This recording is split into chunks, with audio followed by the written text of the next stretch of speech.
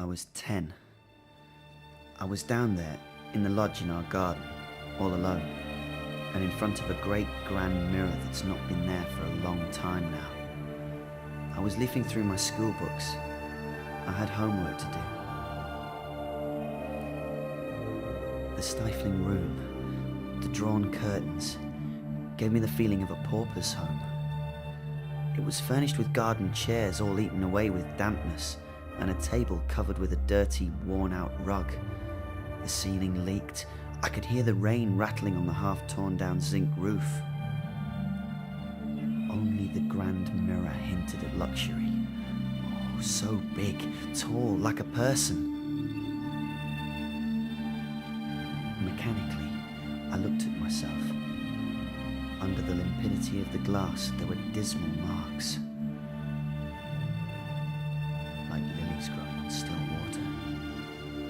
And further on, in remote darkness, undefined forms stood up like ghosts moving along the stream of their slimy hair. I remember that as I was looking at myself, I had the bizarre sensation of going up to my neck inside that mirror, like in a muddy lake. I was locked up, I was being punished, and so, like it or not, I had to stay in that dead water. Fixing my eyes on the eyes of my image, I distinguished a bright dot in the middle of those mists, and at the same time I perceived the light sound of an insect coming from the place where I was seeing the dot. Gradually the dot radiated into a star. It sparkled like intense lightning in the middle of that sensation of sleep. It buzzed like a fly against a window pane.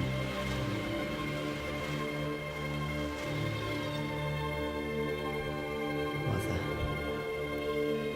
I saw it. And I heard it.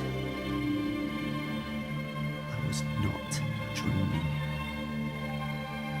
There was no possible explanation for a 10-year-old boy, not even for a man, I swear to you.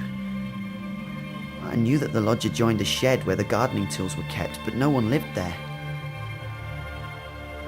I said to myself that in all probability, some spider of an unknown species was going to jump on my face.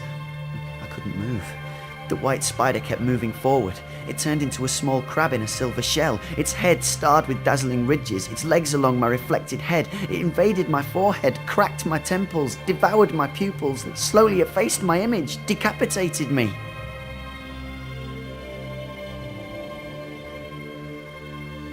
For a moment, I saw myself standing there, arms twisted with horror, carrying on my shoulders a monstrous animal with the sinister look of an octopus.